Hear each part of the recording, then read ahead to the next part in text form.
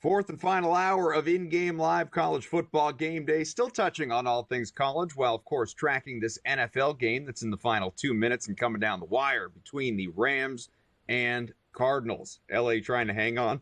Cardinals trying to play spoiler. Little live look-ins on the NBA occasionally, and of course previewing Sunday in the NFL. Very quickly, BYU, as expected, took care of Colorado. Maybe not as expected pregame, but as the game was going on, for damn sure. Colorado didn't do anything until the second half, and it was way too little too late. 36-14, BYU ending the college careers of Travis Hunter, the Heisman winner, and Shedeur Sanders, a couple of guys that are going to go inside the top 5, maybe even top 3 in this upcoming NFL draft. Army tracking the cover. We'll see if it holds. 21-3 right now at the break against Louisiana Tech. And of course, Cardinals-Rams, about 90 seconds left in this one. The Cardinals down by 4, 13-9. And at the moment, you have the Cardinals 1st and 10 on the LA 21. Ooh, need a touchdown. Field goal's not enough. You wish you had that extra point right now, Brady. So let's welcome in Michael Fiddle. He, of course, hosts the Advantage Sports Betting podcast and newsletter of the same name. He's on Twitter at Fiddle's Picks. Mike, happy holidays. Great to have you back with us. You sweating this game at all? I am not. I know the Rams are, because this is playoffs or bust for them, and the Cardinals are trying to play spoiler. I'm in fantasy football finals, which no one actually cares about anyone else's team, so I'm sweating that. But that's my only thing in this game. You don't care. I'm that guy. I want you to know. I absolutely do. I care. I am a fantasy football sympathizer. Anyone who wants to tell me about their team, I'm all ears. You won't hear it from me, because I think I'm the opposite way. I don't want to hear anyone else's, so I won't spew my stuff. But things have been going well. I hope the Rams pull this off, because I think they could be a sneaky team worth betting on as a road dog in the playoffs. So I hope that the Rams end up making it in. Agreed. Yeah, I would have to agree with you, Michael. And 8 Circus Survivor entries are big Rams fans right now. And this one getting pretty darn nervy. 1st and 10 at the Rams 20-yard line. Looks like Arizona may have used one of those timeouts. A minute 12 left in this contest. I'm showing the live lines currently off the board. Mike, I wonder what your opinion is. Certainly one of the marquee games of the day that has a lot of meaning to it. There are some games that have no meaning. Certainly there are teams that have nothing left to play for, which are often good betting opportunities. But the Vikings and the Packers, this ought to be a beauty in Minnesota. Minnesota just a 1-point favorite. It's basically a coin flip game. Where do you go with this one? I go whichever side gives me the points, Brady. This game has gone back and forth all week. We think we know the look-ahead line was a 3, and then it opens 2.5 after the Packers performed very well last week. Steams down to 1.5, 1. We get to a point where the Packers are even favorites this week at one point, and now we get back to Minnesota being the slight favorite. So I'm going to say any side with the points, that's a very, very eligible teaser candidate. So if you get a plus 1.5 on the Packers side, and you bring that up to 7.5 and you cross through the key numbers and you do what's called a Wong teaser with that leg, that's very enticing. And that's kind of the only way that I'm looking to play it, is take either side with the points and put it in a teaser.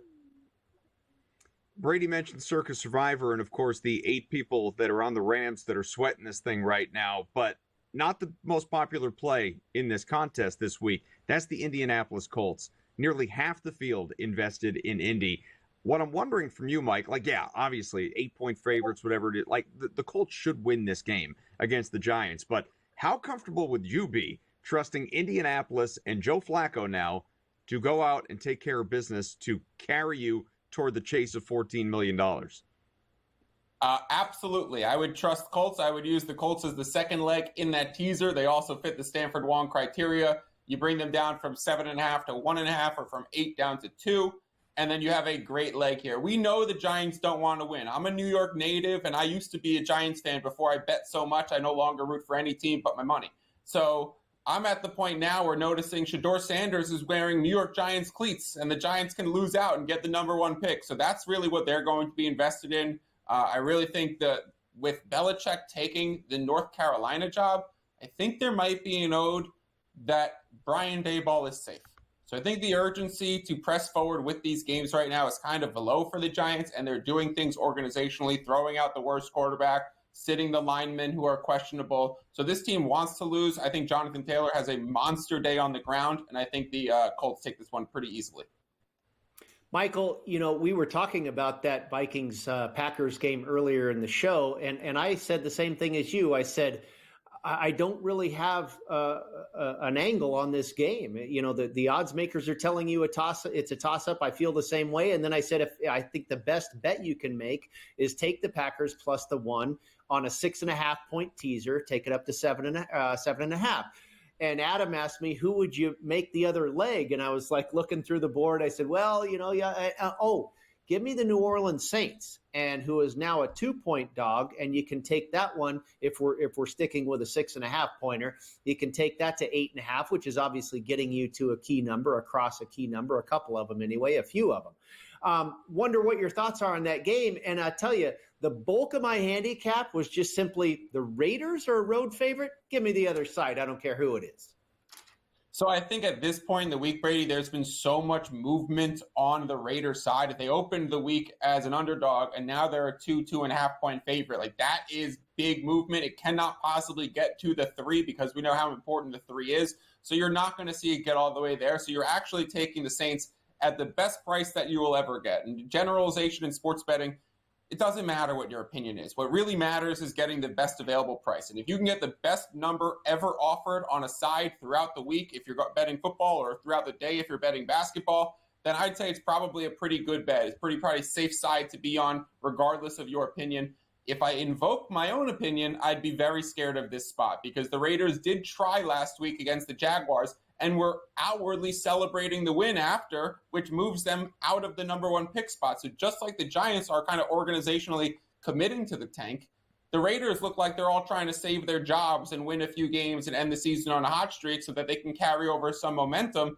So the Raiders really it seems like they want to win, and the Saints just looked absolutely miserable at home against the Packers last week and got nearly shut out, if not shut out. It scares me in my opinion, but I also don't think my opinion matters too much beyond getting the best available price. So, guys, if people watching we're looking at the 3 box, kept seeing me looking away. Here's why. Incredible ending to this Rams-Cardinals game. Arizona had the ball at the 5-yard line. Kyler Murray was intercepted. The call on the field was a pick. They had to review it and took a while to review it because there was question. It was a hell of a catch. It was nobody anywhere near him, but it was just a hell of a catch. The guy had to dive for it and come up with it. It was Witherspoon that got it in the end zone. But there was question as to whether he had control of it when he hit the ground or used the ground to help control the ball.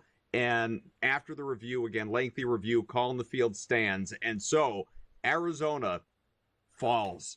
LA playoff bound, 13-9 win in this game. Arizona covers the number if you were invested there, but you had the Rams money line. Congrats. Like, patting my own shoulder, thread the needle here. Thrilled about I can't believe the way this game ended, Brady. It's really wild. The margin between the pre-kickoff total, the margin between the final actual total and the pre-kickoff total is greater than the number of points scored. The total was 48.5. There was only 22 points scored. More than half of what the original total was is where this ended up. I mean, and you and I talked about it. The inefficiency on offense for the Rams, their inability to score points as of late, that's 3 or 4 games in a row now. Ever since the game against the Buffalo Bills, they have not had over 20 points once. We talk about this being a scary team and a bet-on team in the playoffs. Boy, the offense is got to get out of first gear. Yeah, I mean, look, modest day for Matt Stafford again. No touchdown passes, 189 passing, and Puka Nacua accounted for all but 60 of those yards. We'll be back with Fiddle.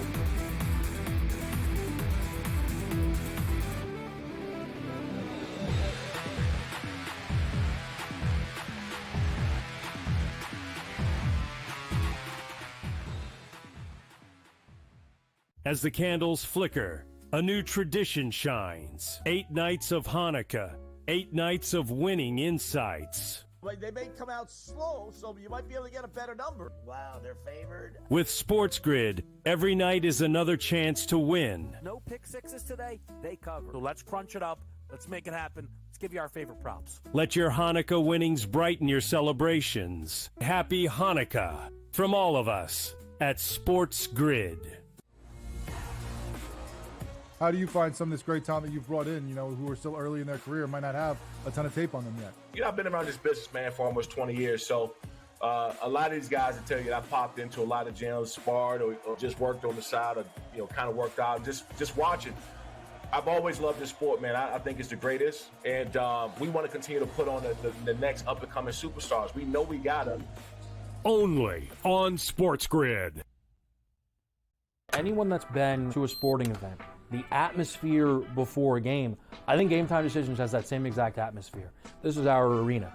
This is what we do. There is going to be an energy to Game Time Decisions that you will feel night in and night out. The excitement you get when you lock your bets in, when you're figuring out what you want to do, we can zone in on the biggest games each night. I want this to be the place that people come to before the games start so they feel as ready as possible to lock in their cards. We are going to hit every single one of those markets that you need to know about. We're going to go through every single thing, and I've got a great team behind me that's going to help me get the job done. There is not going to be a better place, I promise you, than Game Time Decisions to get that new information, react to it, and be able to then bet accordingly. We will have everything at our disposal, and we will use that to our advantage. I'm Kevin Walsh. Tune into Game Time Decisions from 6 to 8 p.m. Eastern on SportsGrid.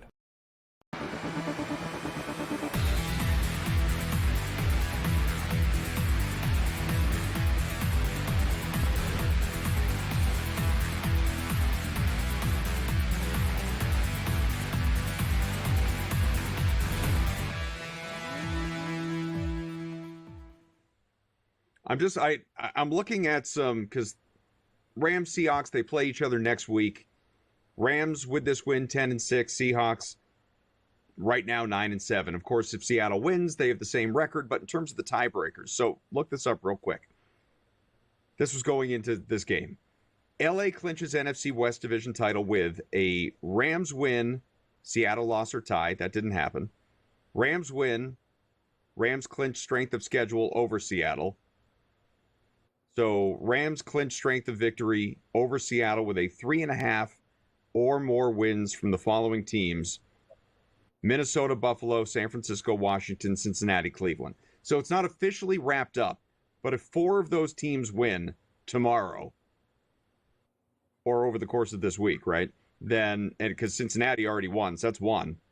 If 4 of Minnesota, Buffalo, San Francisco, Washington, Cincinnati, Cleveland win, then this locks up the division title for the Rams. All of this crap is so confusing, Brady. But basically, here's the short version. The Rams are going to win this division. That's the short version of all of this. Yeah, I would agree with you. I think they beat Seattle next week as well, just for a cherry on top. I mean, they have a lot of tiebreakers going their way, as you've spelled out. And I think there's probably more even beyond that. No, I think they win the game against the Seahawks. I think they're the much better team than the Seahawks. So I don't. If you have some futures on the Rams to win the division, whatever you have, I think you're looking pretty good there. Michael, I know we've got you for just one segment here remaining, and so I want to get into some more previews. And we were looking at them, and I went over what the most popular, the top 5 consensus picks are in the Circus Sports Million this week. And as you know, they have static lines. The current line between the Commanders and the Falcons is 3.5 in favor of Washington, and it looks like it's headed to 3. They're weak 3.5s in the market. In the contest, it's 4, and yet it was one of the most popular top 5 picks, and I found that fascinating. I don't love the Falcons, but for me, I would have to go that route, especially taking a 4 in a contest, especially a team off of an extremely emotional win last week over Philadelphia, in which they turned the ball over 5 times. Yeah, I definitely lean towards the Falcons. The whole market has agreed. The only thing that I would say caution against understanding those contest statistics, Brady, and this is something that you're so good at, is like how many people still need to pivot to give themselves a chance? How many people need to go to the green right now to say, okay, everyone else wants to be on the right side of the 3, so I'm going to go the other way and actually play Washington -4 because that could be one deviation point that gives me a leg up in getting towards week 18. So a lot of people are doing like weird contest tricks right now where they're trying to play with win percentages and how much hold in the contest is going to be on a particular side. So but the way that these lines are moving, if you're an individual bettor, if you're coming into the week now, if you're not in a contest, you have to be leaning towards Michael Penix and the Atlanta Falcons. I mean, I think we've seen Jaden Daniels have really good performances, but also struggle in the recent month and a half to really get to his wide receivers. And Atlanta doesn't pressure, but they're good against the run. So I think this is a situation where, Brian Robinson's been fumbling. They've been dealing with some injuries to Austin Eckler. And now this is going to be, can Daniels get it to his receivers? And maybe the market's starting to fade that. If you are in one of those contests and not having to pivot, then taking a +4 when it might be +3 at close is a no-brainer. What's your favorite play on the board for Sunday, Mike? Favorite play on the board for Sunday is probably going to be, I want to say Miami Dolphins, even with Snoop Huntley, even without Tua. I think you're getting a very nice discount with it being at the 3. I do not trust Dorian Thompson-Robinson one iota. I think he's going to have a really rough game. I think this is another situation where Kevin Stefanski is pretty secure in his job, and we're going to see the Dolphins really need to win to stay in. Every team today, the Chargers had a win and in situation. The Rams had a win to stay alive. The Bengals had a win to stay alive, and they swept the board. So we could play into some of these favorites. We know this season the favorites have been cashing at an extraordinarily high rate, and we could play into some of the sense of urgency that some of these teams have. And Miami Dolphins have been way better the last few weeks. Their defense is starting to come on. And if you look at their backup quarterback situation that was so dreadful in the beginning of the year, now they've had Huntley in the system. They brought him in, and then they started him 6 days later. Now he's had, 6-8 weeks of practice with the team as a backup, getting practice reps. So he should be more in line with McDaniels, motion schemes and timing routes. So I think the Miami Dolphins would be the side that I look towards. Michael, one more here where you have a team that is in a must-win situation against a division opponent that is not playing for anything. And over the course of NFL history, that's typically a situation where we like to fade the must-win team. That would be the Tampa Bay Buccaneers, an 8-point favorite over the Carolina Panthers. Which way do you go here? You talk about all these must-win teams winning today. What about tomorrow? Do you go with Carolina?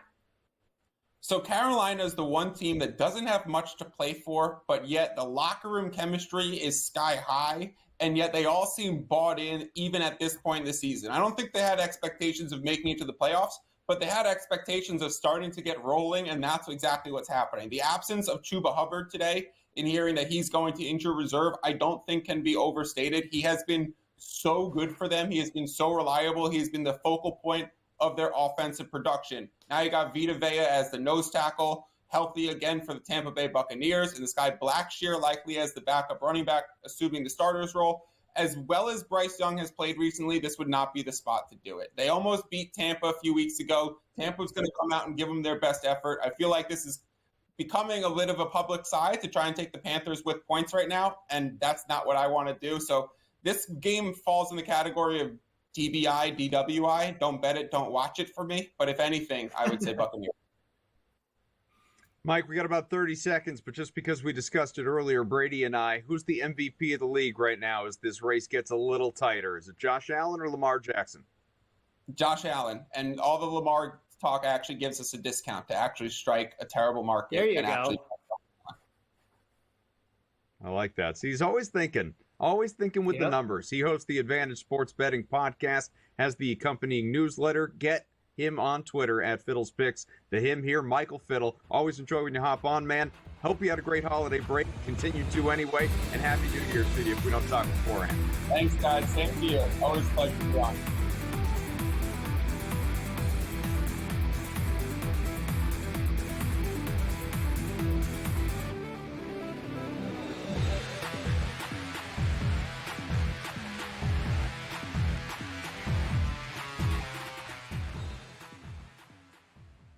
As the candles flicker A new tradition shines. 8 nights of Hanukkah, 8 nights of winning insights.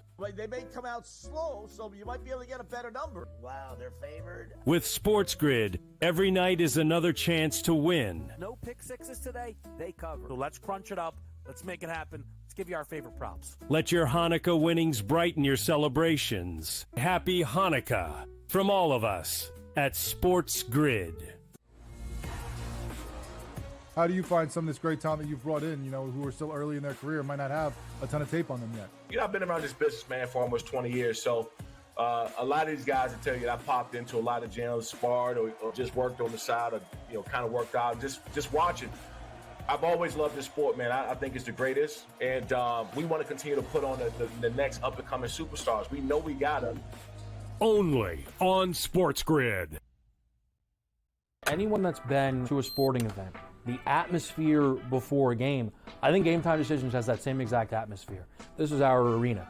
This is what we do. There is going to be an energy to Game Time Decisions that you will feel night in and night out. The excitement you get when you lock your bets in, when you're figuring out what you want to do, we can zone in on the biggest games each night. I want this to be the place that people come to before the games start so they feel as ready as possible to lock in their cards. We are going to hit every single one of those markets that you need to know about. We're going to go through every single thing, and I've got a great team behind me that's going to help me get the job done. There is not going to be a better place, I promise you, than Game Time Decisions to get that new information, react to it, and be able to then bet accordingly. We will have everything at our disposal, and we will use that to our advantage.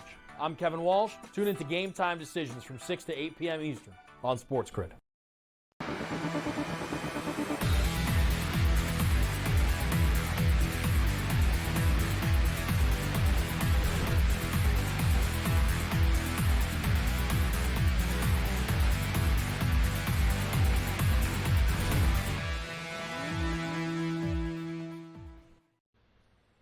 Once again, by some miracle, the Rams emerge victorious against the Cardinals to improve to 10-6 atop the NFC West. Have not technically clinched the division yet, but it's going to happen. Seahawks behind them at 9-7. They are still trying to get into the postseason here, obviously, and we'll see how it all shakes out. The updated look at the NFC playoff standings, Brady. Obviously, the Lions and Eagles have both clinched, though neither one has clinched the overall number one seed because Detroit 13-2, and Philadelphia, absent Jalen Hurts tomorrow, 12-3. We can talk about that game against the Cowboys. We have the Rams now 10-6 in the 3 spot. Atlanta at 8-7, leading that miserable division, sitting in the 4 seed. Minnesota has clinched a playoff spot at 13-2, and that's the 5 seed. Number 6, Green Bay, locked into a wild card spot at 11-4. And then you have Washington in the 7th and final available playoff seed right now, has not clinched, 10-5. Behind the Commanders, Seattle 9-7, Buccaneers 8-7, still mathematically in the race. Now, do you think anything changes? Do you think Seattle finds a way, or somehow Tampa Bay finds a way, to leapfrog Washington, or do the Commanders get this done and punch their ticket? That's a good question. And we just talked about that game with Michael Fiddle. I think if you're in a contest, even if you're getting 3 and a hook, I think the points are the play with the Atlanta Falcons. Now, we talked about this game last week when we expected a possible new quarterback bounce. They had been playing so poorly. Things have been going so wrong for Atlanta with things having gone wrong for Kirk Cousins. They insert Penix into the lineup.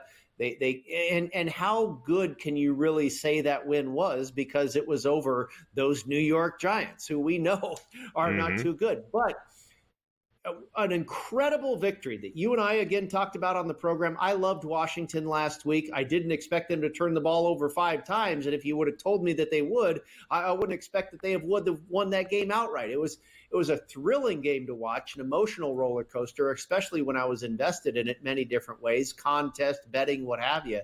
So for them to come off of that and then win again in a must-win situation, which Atlanta is also in as well. So there's not an angle necessarily where we're fading the must-win team. But first of all, to win outright after turning the ball over 5 times is miraculous in itself. And then the emotional letdown of having gotten it done over a division opponent. And oh, by the way, they have a division game on deck next week with the Dallas Cowboys, who beat them as a favorite earlier this year. So this is a little bit of a tweener spot and difficult for a number of reasons. I could only take the points with the Falcons. I hope Washington gets into the dance because I like this team. I think they've been fun to watch. I've been a backer of Washington really all season long. I'm not a huge fan of the Falcons. I'd rather see Tampa Bay get in. And I'm with Michael there. You know, it looks like the Carolina Panthers have become kind of a trendy dog with the general public here, and that's a dangerous position to be in. It's a lot of points, but I'm going to stay away from that game betting-wise. I kind of liked Carolina to begin with, but as, again, Michael mentioned, now Chuba Hubbard being put on IR, that really limits that offense for that team. So probably if I had my wishes, Adam, I hope that Atlanta does not make it and Seattle does not make it, and we get Tampa Bay and Washington to the dance. Yeah, and I should have mentioned it, and thank you for acknowledging it, the fact that, you know, really it's less about the wild card and more about, obviously, the NFC South as it relates to Tampa and Atlanta. You know, it's easy to kind of forget how bad that division is, and Atlanta sitting there with that horrible record in that 4th spot. So it's true. Tampa can certainly leapfrog that team. I think with this game, specifically this Commanders-Falcons game, for me, Brady, and I do believe the Commanders are going to win and cover in this contest, but it's not so much of a investment in Washington as it is kind of a fate of Michael Penix, honestly. He was fine in his starting debut, good even, but they didn't blow out in that game because of Mike's. It was the defense. The defense and special teams won that game. Penix was, you know, he was way better than Kirk Cousins has been in weeks, so we'll credit him that, but I don't think the Falcons go out and beat the Commanders. Yeah, no, I can't disagree with you. Taking the points, you want to lay an extra hook or even a 4 with Washington? No, I'm not going to go there. I can see them winning by a field goal or less. But again, so much to come off of last week. And if you look at Dan Quinn, historically, not good the week before a division game. And that's the situation here. Army still up 21-3 against Louisiana Tech, but Louisiana Tech said the Army.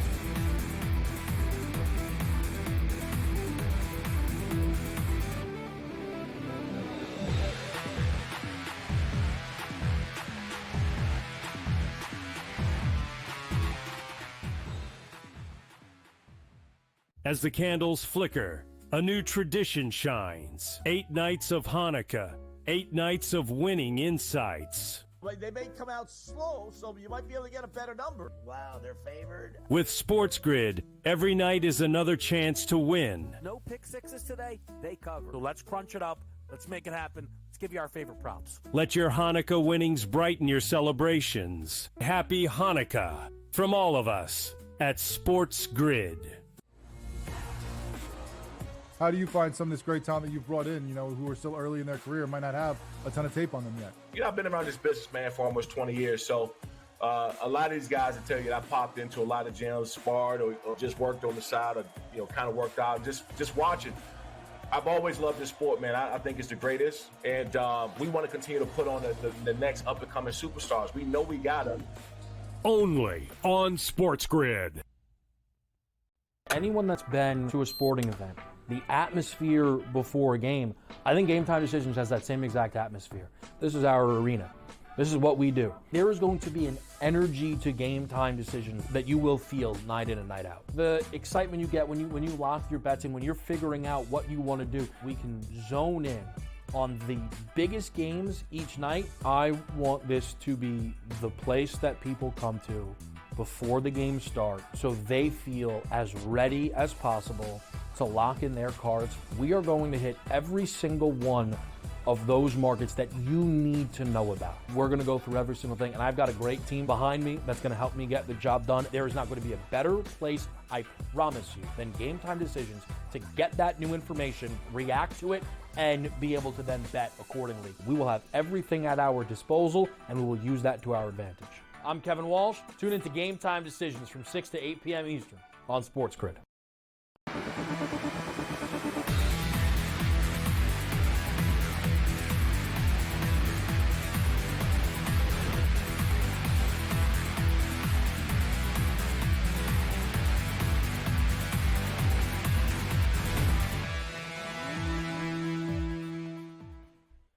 All right, let's get back to these games. We've got about a half hour left here. Again, paying attention to Army and Louisiana Tech. This is big for those with an Army ticket in their pocket looking for a big cover. Did hold them to a field goal. So it's 21-6, Brady, with about 2 minutes left in the third quarter. Still a long way to go. Plenty of time for Army to score another touchdown, make this a little less sweaty. But yeah, 15, right? You know, if you got that 14 pretty to much hook, a closing number. Yeah. Hopefully you got 14 to hook and not 15 to hook, because remember when we had Colby Dant on, that was the number at the time. And then we had Steve Merrill on, it had dropped to 14 and a half. I'm on 14. So, I mean, any number is sweaty right now. It's just a couple of them you're inside versus the other one you're ever so slightly on the outside looking in.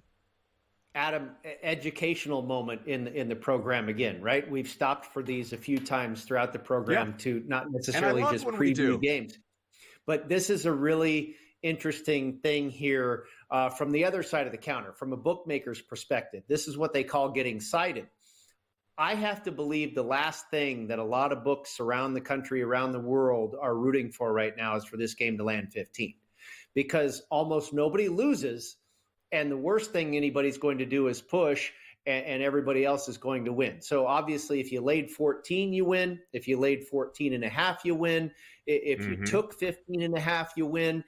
You know, if this game lands 15, it's like the worst case scenario for the bettors is a push, and everybody else, for the most part, wins. That's a bad result for the books. It's like when a football game has toggled between 2.5, 3, and 3.5 all week, and then it lands 3. That's awful. So landing 15 here might really beat some bookies up out there. Let's talk about this Bucs-Panthers game. I know we've talked about it some, but let's talk about it some more here. A total of 47.5, 48, depending on where you do your shopping. The spread is massive in Tampa against a bad Panthers team, but one that is pesky and covers often and is really annoying depending on which side you're on in a given week. But Tampa Bay here, 8.5 to 9.5 point favorites, again, depending on the book. The Panthers are 1-5 on the road, just for anyone that cares about that sort of thing. The Buccaneers, if you're looking for a trend, 5-1 against the spread in games after a loss this season. Bryce Young took the Bucs to OT in their last meeting. He has played much better of late. You know, looks like as opposed to one of the worst, maybe the worst quarterback in the NFL. Now he looks like, you know, a mediocre quarterback to, you know, maybe bad, but certainly not nearly as bad as last year and earlier this year when he was benched multiple times for Andy Dalton. Chuba Hubbard, unavailable. We talked about it. And Bucs are stout versus the run, so honestly, it may not have made a huge difference anyway. Bucky Irving, though, you would think is primed for another huge game. He's been so good lately, winning people their fantasy matchups. Championship round, I got him tomorrow, if you care about my football team.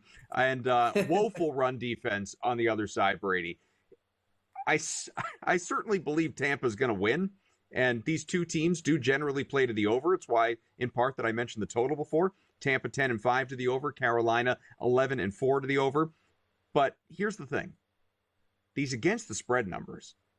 Tampa's 9-6. Carolina, as bad as the Panthers are at 4-11 overall, against the spread 7-8. They hang around, man. They're pesky. They're annoying. They nearly upset you. Sometimes they even do. Can you trust Tampa to cover that number? It's really hard to. But, you know, a good friend of mine who actually grew up on the East Coast and was a diehard Red Sox fan, Adam, near and dear to your heart, once told me many years ago that there's nothing worse than a public dog. And I think that's what we have here in the Carolina Panthers. And for all the reasons you state, they've become very competitive. And like Michael Fiddle said, that locker room has got a lot of positive vibes going on. And hats off to Dave Canales for really turning this season around for this team. And Bryce Young, all of a sudden, may not be the bust that we thought he was. And there's another angle for you. Canales coming over from Tampa Bay. He may know things about this team that some people wouldn't. And then you go back to the last time they met, where it was basically Chuba Hubbard putting the ball on the ground, fumbling late, that gave gave Tampa Bay that victory. So your casual bettor is thinking about that last matchup, what the Panthers have done lately. And the number looks awful big, but and we've seen, not that betting splits are that important or the end all be all, but it looks as if the public support is for the underdog here, and that can be a scary proposition. When the books are rooting for the favorite, I want to get out of the way, and if I want to be on a particular side, it's probably the favorite. So, I originally went into this game kind of liking the Panthers side myself, for all the reasons mentioned. But when Hubbard went out, that really took me off of this one. We were going to use it in a contest. But when Hubbard went out on IR, that took me off of this one. I'll tell you what, though, with that running game basically reduced to nothing for Carolina, as you mentioned, against a very good run defense with a healthy Vita Vea for Tampa Bay. And we've seen this relationship with Bryce Young and Adam Thielen really flourish and blossom throughout the entire season. Thielen having a tremendous season, really. I don't mind. We looked at this one as a part of our football contest show. Adam Thielen over, and I don't know if the numbers changed, over 55.5 yards receiving. I think that's a pretty good play. There's the consistency, the week in and week out relationship between he and Bryce Young. And now with virtually no running game against a team that is good against the run, also against a team that is really banged up in the secondary. You've got Antoine Winfield once again. KJ Britt is questionable here. So I think if you were going to force me to make a bet in this game, it's probably over on the receiving yards for Adam Thielen. Cade Otton being out for Tampa Bay is concerning. We know there's no Chris Godwin, so Mike Evans is really the only receiving. Sterling Shepard out for Tampa Bay at receiver as well. Yeah. So I'm with you, though, and this also kind of plays into the Adam Thielen prop. I do believe this game is going to go over the total. I think it's I want to say 4 out of 5 Tampa Bay home games, whatever the last 4 have got, a bunch of their home games have gone over. They've been an over team. And Carolina, we know, doesn't have much defense to speak of. They're kind of an over team as well. So I think that helps your props. In this case, Thielen, I wouldn't be surprised if this game went over the total as well. Would you attack Bucky Irving, maybe rushing, receiving yardage combined, if you were going to go near him at all? Because I don't know that I want to go after his rushing specifically, but we know he's so involved in the pass catching game that I just think they're going to be moving the chains. He's going to be a huge part of it. I wouldn't want to double up because I feel like I'm biting off more than I can chew there. Obviously, the rushing yard total, it's probably in the 80s. I'm sure it's going to be pretty high. But I like the receiving angle. I would go over on the receiving, and it goes to what I just said. No Sterling Shepard, no Cade Otton, no Chris Godwin. We know that's been the case for a while now. Mike Evans, really one of the only options. I know there's another guy, a backup receiver they found in the end zone a couple times last week, I believe. But yeah, Irving's going to have to be a part of that passing game. So I'd go over in that regard rather than the rushing and not combine both of them. You thinking of Jalen McMillan?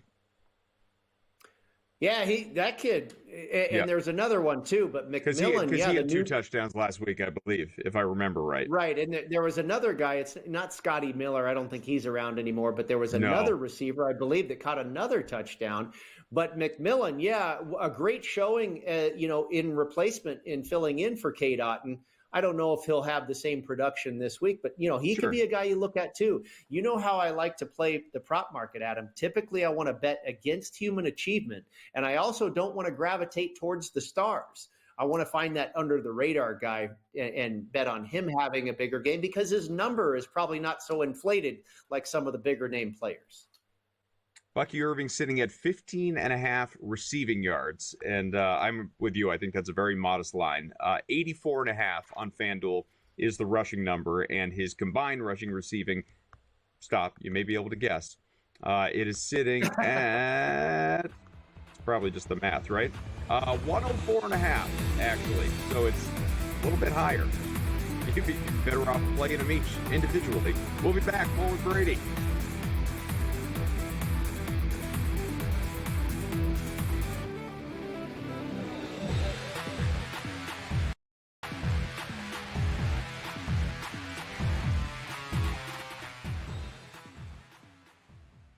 As the candles flicker, a new tradition shines. 8 nights of Hanukkah, 8 nights of winning insights.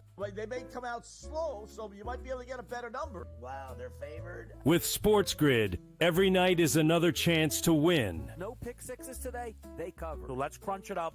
Let's make it happen. Let's give you our favorite props. Let your Hanukkah winnings brighten your celebrations. Happy Hanukkah from all of us at SportsGrid.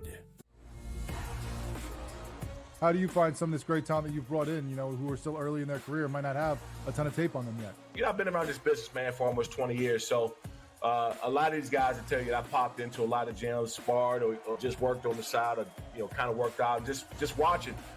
I've always loved this sport, man. I think it's the greatest. And we want to continue to put on the next up-and-coming superstars. We know we got them. Only on SportsGrid. Anyone that's been to a sporting event, the atmosphere before a game, I think Game Time Decisions has that same exact atmosphere. This is our arena. This is what we do. There is going to be an energy to Game Time Decisions that you will feel night in and night out. The excitement you get when you lock your bets in, when you're figuring out what you want to do, we can zone in on the biggest games each night. I want this to be the place that people come to before the games start so they feel as ready as possible to lock in their cards. We are going to hit every single one of those markets that you need to know about. We're going to go through every single thing, and I've got a great team behind me that's going to help me get the job done. There is not going to be a better place, I promise you, than Game Time Decisions to get that new information, react to it, and be able to then bet accordingly. We will have everything at our disposal, and we will use that to our advantage. I'm Kevin Walsh. Tune into Game Time Decisions from 6 to 8 p.m. Eastern on SportsGrid.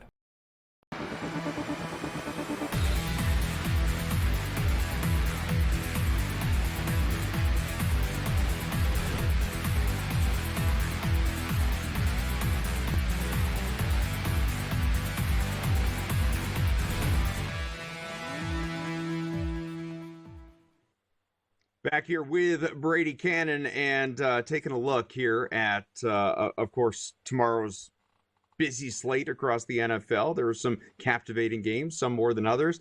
This one shouldn't be, Brady, the Cowboys and the Eagles. There's still some importance, obviously, to this game for Philadelphia with respect to seeding in the NFC. Cowboys are eliminated, we know that, and really have been bad most of the year, although they have won their last two. Eagles 6-1 at home, big difference here.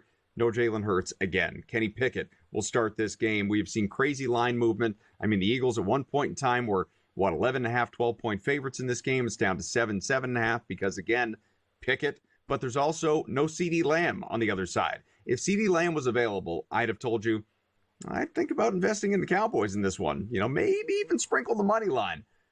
How do we feel about laying the number with Philadelphia, knowing, though, that Cooper Rush is, absent his main target and Lamb done for the year, for those that don't know?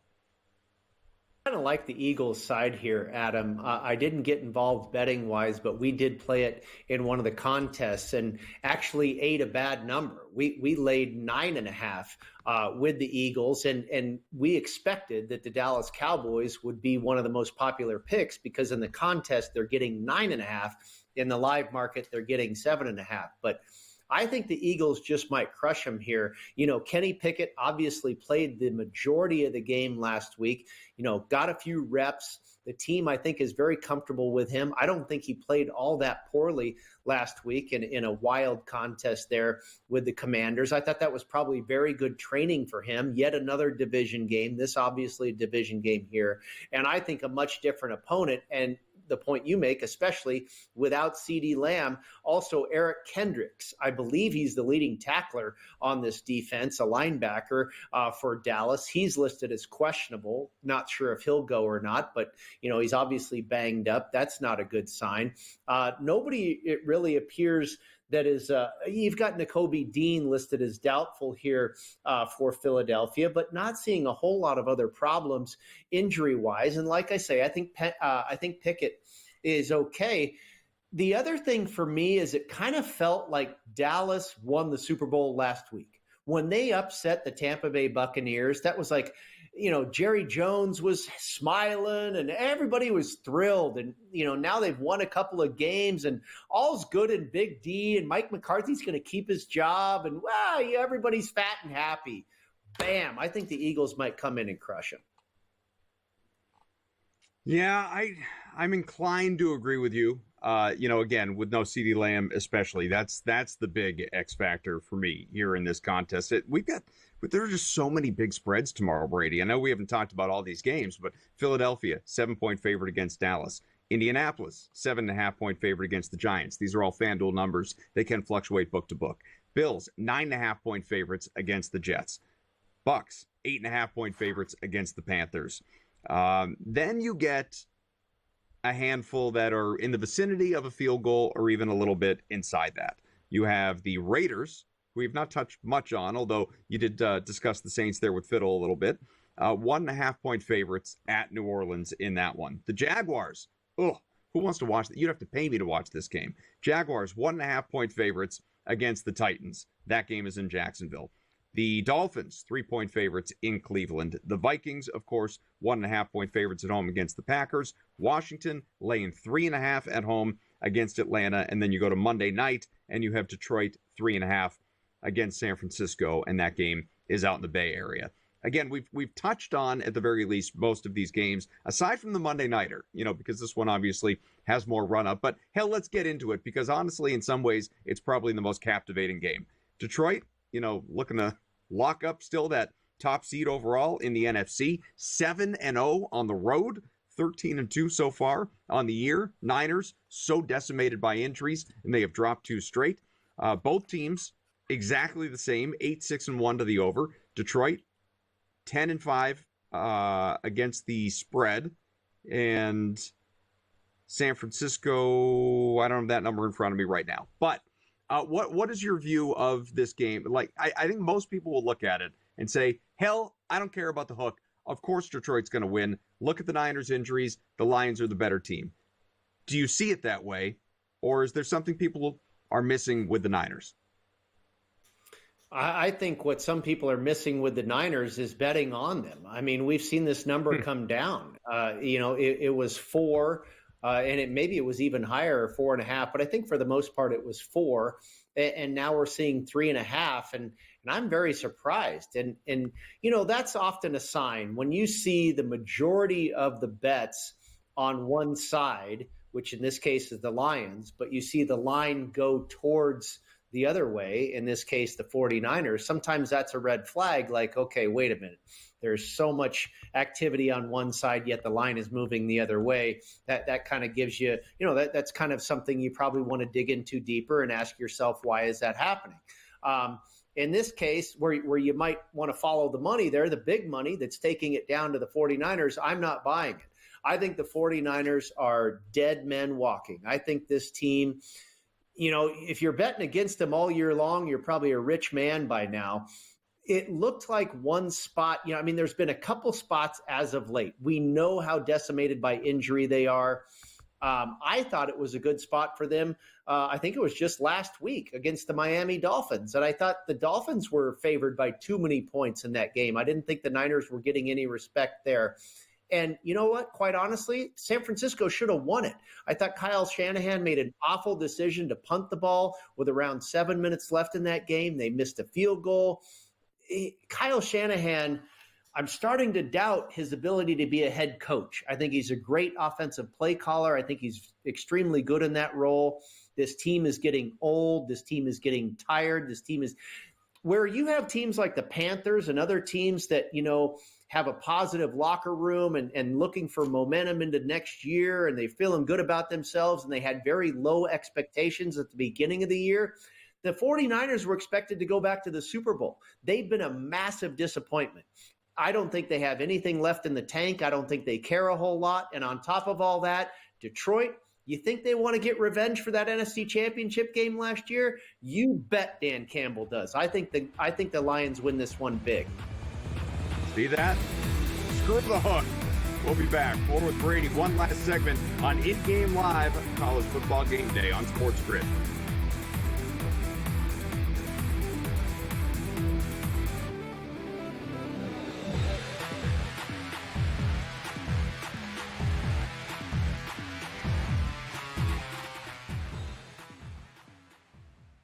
As the candles flicker, a new tradition shines. 8 nights of Hanukkah, 8 nights of winning insights. Like, they may come out slow, so you might be able to get a better number. Wow, they're favored. With SportsGrid, every night is another chance to win. No pick sixes today, they cover. So let's crunch it up.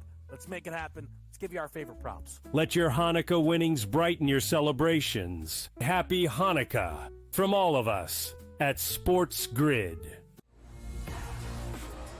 How do you find some of this great talent that you've brought in, who are still early in their career, might not have a ton of tape on them yet? I've been around this business, man, for almost 20 years. So a lot of these guys will tell you that I popped into a lot of gyms, sparred or just worked on the side or, kind of worked out, just watching. I've always loved this sport, man. I think it's the greatest. And we want to continue to put on the next up-and-coming superstars. We know we got them. Only on SportsGrid. Anyone that's been to a sporting event, the atmosphere before a game, I think Game Time Decisions has that same exact atmosphere. This is our arena. This is what we do. There is going to be an energy to Game Time Decisions that you will feel night in and night out. The excitement you get when you lock your bets in, when you're figuring out what you want to do, we can zone in on the biggest games each night. I want this to be the place that people come to before the games start so they feel as ready as possible to lock in their cards. We are going to hit every single one of those markets that you need to know about. We're going to go through every single thing, and I've got a great team behind me that's going to help me get the job done. There is not going to be a better place, I promise you, than Game Time Decisions to get that new information, react to it, and be able to then bet accordingly. We will have everything at our disposal, and we will use that to our advantage. I'm Kevin Walsh. Tune into Game Time Decisions from 6 to 8 p.m. Eastern on SportsGrid.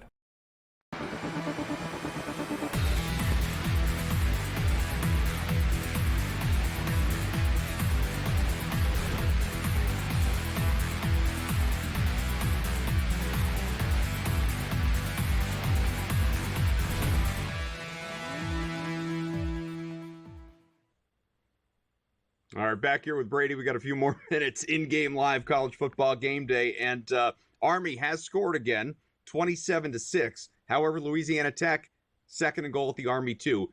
10 minutes and change to go in this one. So a touchdown here, if it happens, makes this a 27-13 game. And all of a sudden, you're right on that 14, Brady. So stressful, sweaty situation, depending on, which side of this you're on.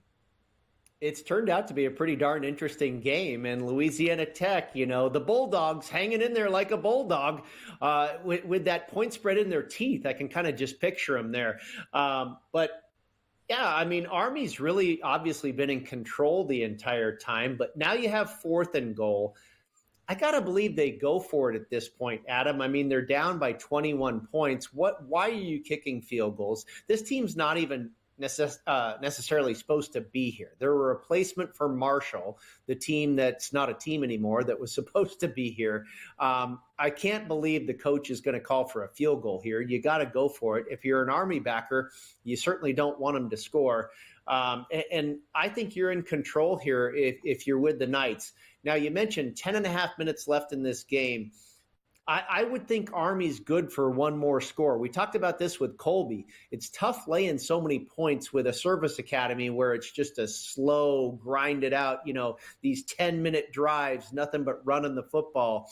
But Louisiana Tech has been accommodating the Army backers to this point. I'm still showing fourth and goal, but now I'm seeing the in-game spread. It went from 17.5 to 21.5. Maybe that's telling me what the result is here. I'd still feel okay. I know you have a ticket with Army minus 14. I would still feel okay if I was in your shoes. As we look to tomorrow in the NFL, at the very least, we've acknowledged every game. Maybe didn't go completely in depth on all of them, but most of them for sure. What are your most confident plays? What are your favorite plays on the board? If we always like to do this. If you were throwing together a parlay, be it a parlay with the spreads or just a money line parlay, what's it look like? Well, it's a weird week because you have these must wins and these teams that are playing for nothing. The last 2 weeks of the season are really odd. And this one so far has not really played out according to script. Now, the one team where you were fading the must-win team that did cover was the Cardinals. The Cardinals covered the spread. It did not work for the New England Patriots. Looking at this card tomorrow, I like the Raiders. It's tough, right? You know, or not the Raiders. I like the Saints. And I said the bulk of my handicap here is the Raiders in the role of road favorite. Yeah, I'll go against that all day long. I don't think the Raiders deserve to be a road favorite over anybody. Now, Michael Fiddle talked about, you know, them kind of feeling fat and happy and got that victory and this team's trying to win. I think you can possibly lean on that Antonio Pierce knows his days are limited with this organization. So he's trying to kind of screw them for the draft position and he wants to continue to win. I don't know if that's true or not. Are they down in New Orleans partying, you know, after the win last week? I think this coach, the interim coach for the Saints, he's trying to keep his job. He has this team feeling pretty good about themselves. He's really inspired this team ever since they got rid of Dennis Allen. And now they have all kinds of injuries. Olave's not going to play. You know, it's going to be Rattler or Hainer or whoever at quarterback. We don't know. But I think the Saints are kind of live here. Now, we've seen the Raiders take some money. Again, Michael Fiddle talked about this. It won't get to 3. 2.5 might get there. Maybe you take, again, the second leg of a teaser. I think that's probably the best way to play the Saints, and I would not be surprised at all if they won this game outright. The Packers, not a favorite bet of mine, but if I'm going to have to bet that game, I'll take it in a teaser. I did play a 4-team teaser, Adam, at 7 points. Now the Broncos plus 10, that one is already a winner. So there's 3 more left. I've got the Giants plus 14, the Falcons plus 10.5, and the Lions plus 3.5.